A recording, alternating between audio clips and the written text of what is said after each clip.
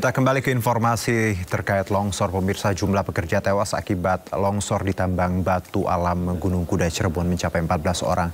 11 korban dilaporkan hilang dan masih tertimbun longsor. Jumlah korban tewas akibat longsor di lokasi tambang batu alam Gunung Kuda terus bertambah. Hingga Jumat malam, tim gabungan mengevakuasi 14 pekerja dari timbunan material longsor dalam kondisi meninggal dunia. Seluruh jenazah dibawa ke RSUD Arjawidangun, sementara 6 korban luka dilarikan ke rumah sakit. Di kawasan tambang rawan longsor, sejumlah alat berat, eskavator dan 6 truk tertimbun longsor. Evakuasi dilakukan sangat berhati-hati karena kondisi longsor curam dan rawan terjadi longsor susulan.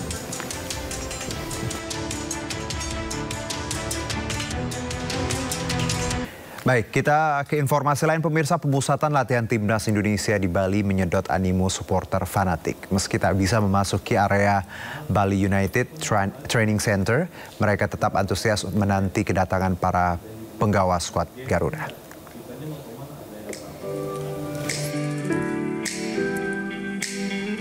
Pemusatan latihan timnas Indonesia di Kabupaten Gianyar, Bali menyedot animo warga. Supporter fanatik skuad Garuda selalu memadati pintu masuk area pemusatan latihan Bali United. Tentu warga tidak diperbolehkan memasuki komplek pemusatan latihan di kawasan Pantai Purnama. Namun, antusiasme supporter tetap berkobar, terutama saat mengetahui bis pemain dan ofisial melintasi dan memasuki area pemusatan latihan.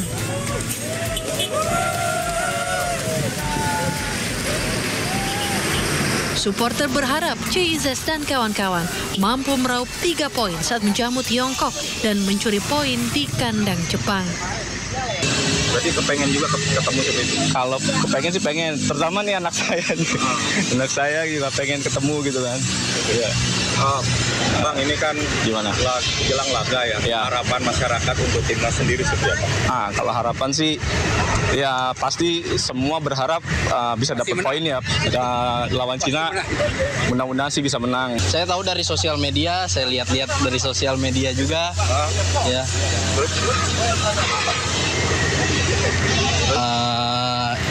Ya gitu aja lah Pak paling. Nah, harapannya kan pastinya untuk Indonesia ya. Apa harapannya sebagai masyarakat dan pendukung? Harapan saya sih bisa menang. Pemusatan latihan timnas merupakan kawasan steril bagi khalayak. Kebijakan tersebut ditempuh agar timnas benar-benar fokus dan nyaman selama melakoni sesi latihan selama 5 hari di Bali. Dari Gianyar, Bali, Ketut Catur Kusuma Ningrat, iNews melaporkan. Ya, lalu bagaimana peluang Garuda menjaga asa menuju Piala Dunia 2026? Sudah bergabung bersama kami pengamat sepak bola, ada Bang Abdul Haris. Assalamualaikum, selamat sore Bang Abdul Haris. Selamat sore Bang Dino. Iya, terima kasih sudah bergabung bersama kami. Bang, ini kita lihat persiapan dari kemarin ya 26 Mei sampai hari ini dan nanti besok akan ke Jakarta. Saya dengar. Bagaimana Anda melihat 1 minggu di Bali ini? Ya, ini menjadi sebuah hal yang cukup positif ya, karena artinya setelah di matchday sebelumnya kita hanya punya waktu 2 hari ya, sangat singkat sekali. Kali ini jadwalnya lebih panjang. Artinya kita palingnya punya waktu 10 hari untuk mempersiapkan tim dari tanggal 26 kemarin, TC hari pertama sampai hari ini, kemudian nanti akan berlanjut ke TC di Jakarta ya. Tapi kan ada beberapa pemain yang dipastikan tidak bisa bergabung, seperti Sandy Walsh, kemudian juga Eliano Reinders juga. Kemudian Jordi Amat juga masih sakit radang tenggorokan katanya. Plus lagi 2 pemain dipastikan absen, Marcelino Ferdinand dan Martin Paz nanti lawan China. Ini tentu harus membuat Coach Patrick Kluivert harus bisa putar otak ya, siapa pemain-pemain yang bisa menggantikan posisi mereka. Tapi kalau melihat kedalaman skuad yang kita miliki ini sepertinya hal-hal tersebut tidak bermasalah ya, karena kita punya pemain yang cukup banyak yang kualitasnya nggak jauh-jauh beda dengan pemain-pemain yang dipastikan absen. Dan dengan waktu TC yang panjang ini tentu ini akan bagus buat menambah chemistry para pemain, kemudian juga bisa membuat mereka ini selain itu bisa lebih saling memahami karakter masing-masing dan juga keinginan pelatih untuk bisa memainkan taktik apa, strategi apa yang nanti dibutuhkan saat menghadapi China dan juga Jepang nantinya. Baik, Bang Abdul, kita tahu bahwa Ragnar Oratmangun juga nampaknya absen ya karena cedera. Ini Orat termasuk striker yang rajin bergerak, jemput bola, membuka ruang dan membantu pertahanan. Nah, ini gimana menurut Anda formulasi seperti apa pengganti Orat nih?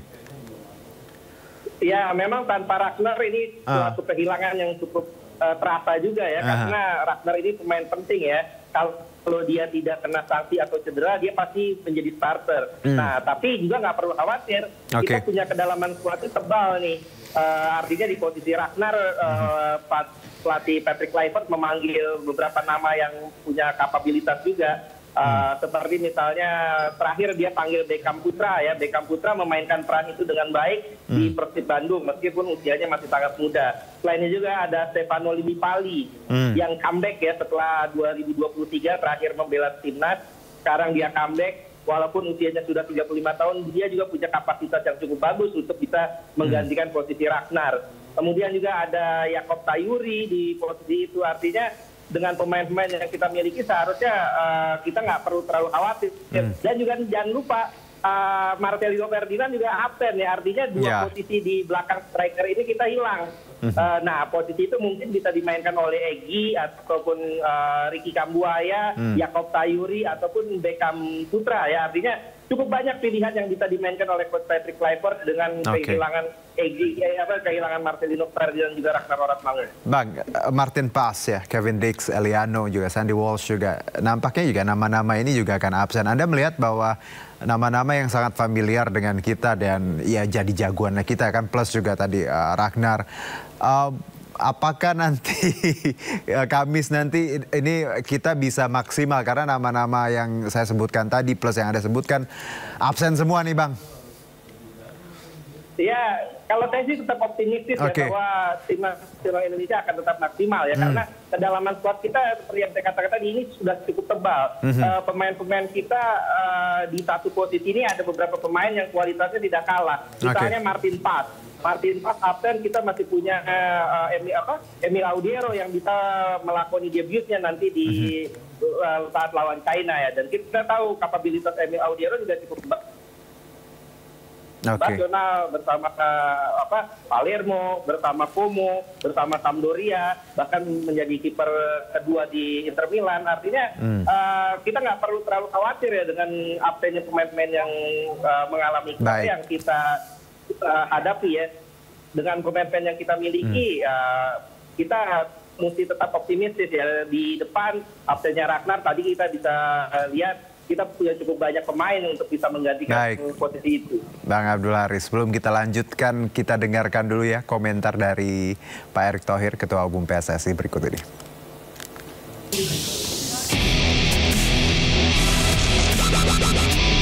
Timnas Indonesia menggembleng diri menjelang laga krusial melawan Tiongkok 5 Juni mendatang. Tambahan 3 poin adalah harga mati jika skuad Garuda ingin bertahan di 4 besar klasemen grup C. Ketua Umum PSSI Erick Thohir meminta pasukan pelatih Patrick Kluivert untuk fokus mendulang 3 poin saat menjamu Tiongkok. Jika gagal menang, langkah Jay Itzes dan kolega bakal makin berat untuk menembus playoff. Erick Thohir optimistis dukungan supporter yang bakal memadati GBK Senayan Jakarta kian melecut motivasi dan spirit timnas.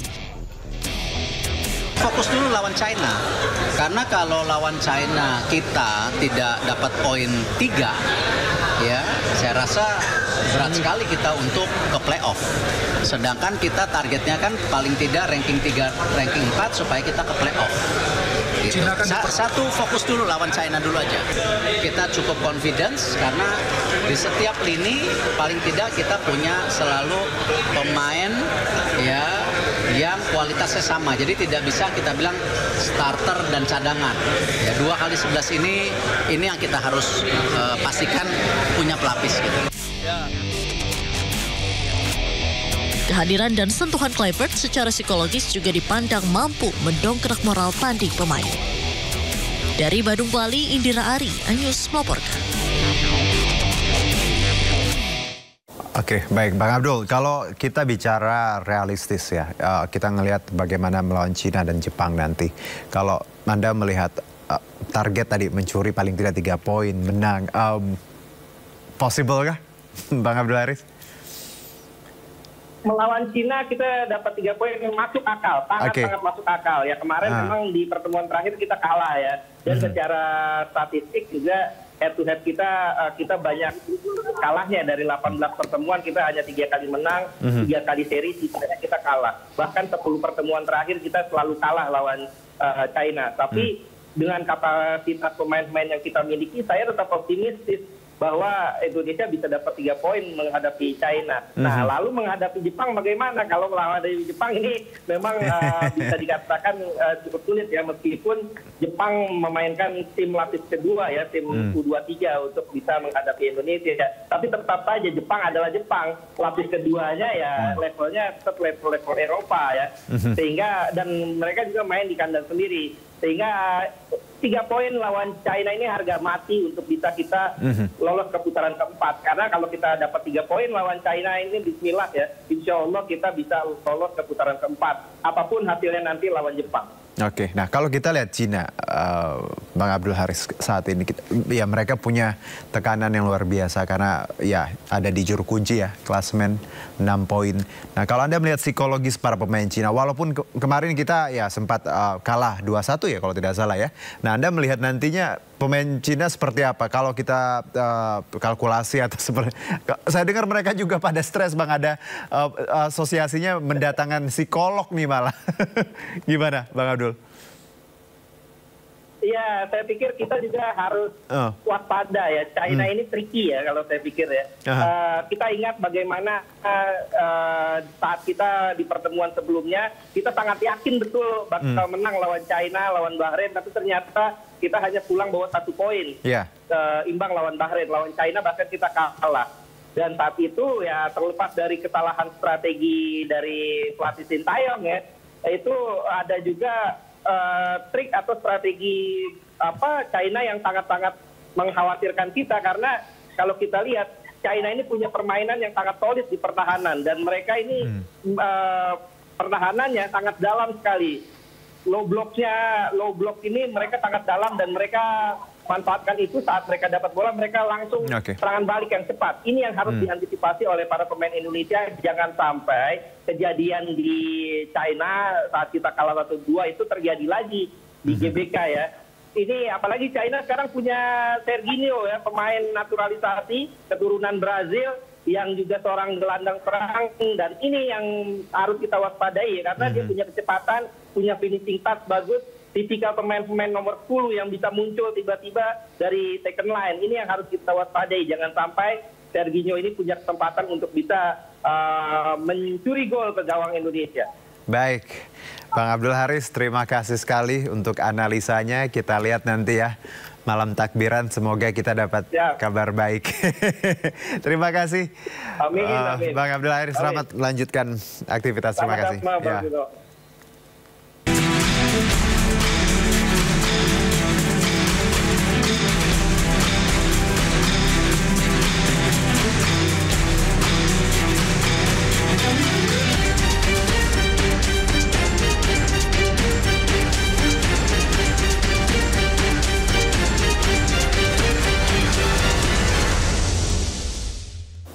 Pertemuan bilateral Presiden Prabowo Subianto dan Presiden Prancis Emmanuel Macron menghasilkan 27 kesepakatan bisnis antara Indonesia dan Prancis. Ke-27 kesepakatan tersebut tercatat senilai 11 miliar dolar Amerika Serikat. Penguatan hubungan bilateral Indonesia dan Prancis tertuang dalam kesepakatan forum bisnis kedua negara. Terdapat 27 kesepakatan bisnis yang resmi disepakati Presiden Prabowo Subianto dan Presiden Prancis Emmanuel Macron yang senilai total 11 miliar dolar Amerika Serikat atau senilai 178 triliun rupiah. Momentum kesepakatan 27 bidang bisnis ini sebagai penanda strategis kerjasama dua negara yang telah terjalin selama 75 tahun dengan hasil konkret yang saling menguntungkan kedua negara. Presiden Prabowo Subianto dalam jamuan makan kenegaraan menegaskan hubungan Indonesia dan Perancis bukan hanya terfokus terhadap kerjasama antara pemerintah atau government to government atau G2G, melainkan juga melibatkan sektor bisnis atau business to business atau B2B. Hal ini diakui akan membawa Indonesia dan Perancis menjadi mitra yang sangat kuat ke depannya. Bahwa hubungan antara kedua negara kita maju di hampir semua bidang. Hari ini kita telah melaksanakan pembicaraan intensif dan produktif. Dan kita bersama-sama, kita bertekad, berkomitmen untuk teruskan kerjasama ini dengan sebaik-baiknya. Kerjasama dengan total 27 MOU ini memiliki nilai lebih dari 178,87 triliun rupiah yang terjalin di berbagai bidang strategis. Dalam MOU terdapat 11 kesepakatan kerjasama antara pemerintah atau G2G, di antaranya di bidang pembangunan, pertahanan, pengembangan energi mineral hingga kerjasama di sektor pertanian. Sementara untuk kerjasama bisnis Indonesia dan Perancis mencapai 16 kesepakatan bisnis to bisnis atau B2B. 16 kesepakatan tersebut diantaranya di bidang makanan bergizi gratis, investasi Danantara dan Eramen, investasi di sektor energi, kerjasama di sektor keuangan perbankan, hingga MOU multibisnis dengan Kadin dan Apindo. Dengan kesepakatan multilateral antara Indonesia dan Perancis ini, semakin memperkuat perjanjian kemitraan ekonomi konferensif melalui Indonesia atau Uni Eropa atau EU-CEPA, termasuk upaya transisi energi Indonesia melalui program Just Energy Transition Partnership atau JTP.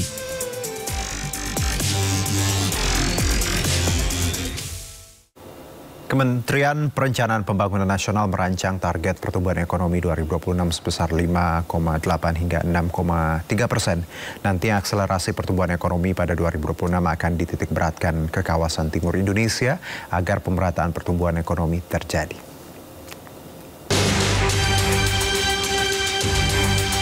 Pemerintah menargetkan pertumbuhan ekonomi dalam KEM PPKF 2026 sebesar 5,2 hingga 5,8%. Target pertumbuhan ekonomi tersebut di bawah target pertumbuhan ekonomi yang dirancang Kementerian Perencanaan Pembangunan Nasional sebesar 5,8 hingga 6,3%. Menurut Menteri PPN yang juga Kepala Bappenas Rahmat Pambudi, target pertumbuhan ekonomi 5,8% hingga 6,3% telah diturunkan rancangannya ke level provinsi dengan perhatikan dinamika serta potensi ekonomi masing-masing daerah. Nantinya akselerasi pertumbuhan ekonomi pada tahun 2026 akan dititik beratkan ke kawasan timur Indonesia agar pemerataan pertumbuhan ekonomi terjadi dan tak lagi hanya bertumpu pada pertumbuhan ekonomi di kawasan barat Indonesia.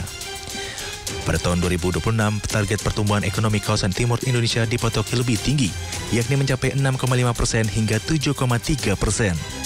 Dengan kontribusinya ke produk domestik bruto atau PDB nasional menjadi 21,5% dari sebelumnya 20,9% pada tahun 2024. Dan dari catatan yang kami amati selama ini, pada tahun 2026 nantinya dari sisi perencanaan, pemerintah mentargetkan pertumbuhan ekonomi nasional berada di kisaran 5,8 hingga 6,3%.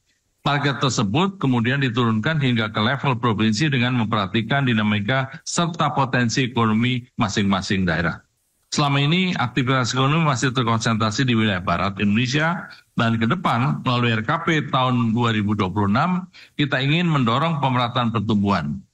Kawasan timur Indonesia ditargetkan tumbuh lebih tinggi, yaitu kisaran 6,5 hingga 7,3%. Seperti diketahui dalam KEM PPKF, pemerintah menargetkan pertumbuhan ekonomi nasional pada tahun 2026 di kisaran 5,2 hingga 5,8%. Target pertumbuhan ekonomi tersebut telah disesuaikan berbagai dinamika, gejolak, dan ketidakpastian ekonomi.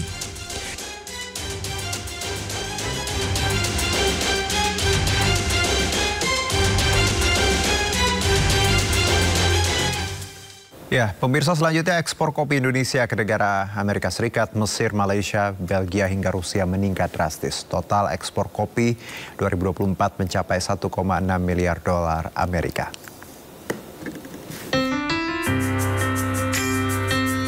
Badan Pusat Statistik mencatat surplus perdagangan Indonesia didorong komoditas non-migas. Salah satu komoditas unggulan yang memberikan sumbangsi besar yakni komoditas kopi yang kinerja ekspornya di tahun 2024 tercatat meningkat hingga 76,33%. Direktur Statistik Distribusi BPS Sarpono mengatakan ekspor kopi Indonesia pada 2024 sebesar 1,64 miliar dolar Amerika, meningkat 76,33% dibandingkan dengan tahun 2023 sebesar 929 juta dolar Amerika Serikat. Sedangkan untuk impor tercatat juga naik sebesar 63,56% dari 117 juta dolar Amerika Serikat menjadi 186,7 juta dolar Amerika Serikat. Sarpono juga menjelaskan bahwa berdasarkan data ekspor-impor kopi selama periode 2020-2024, Indonesia mengalami surplus perdagangan kopi. Ini artinya nilai ekspor kopi jauh lebih tinggi dibandingkan nilai impornya. Sementara itu, Badan Pusat Statistik mencatat terdapat 5 negara tujuan ekspor terbesar pada tahun 2024.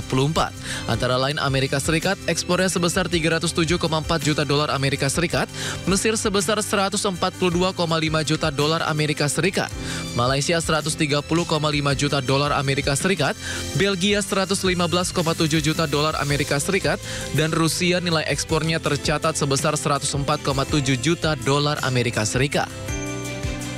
BPS juga mencatat sebanyak 51,2% total ekspor kopi Indonesia berasal dari Provinsi Lampung. Sementara lainnya kopi ekspor berasal dari Sumatera Utara, Jawa Timur, dan Aceh. Sarpono menegaskan peningkatan ekspor kopi ini menjadi sinyal positif bagi petani, pelaku usaha, dan penggemar kopi di tanah air.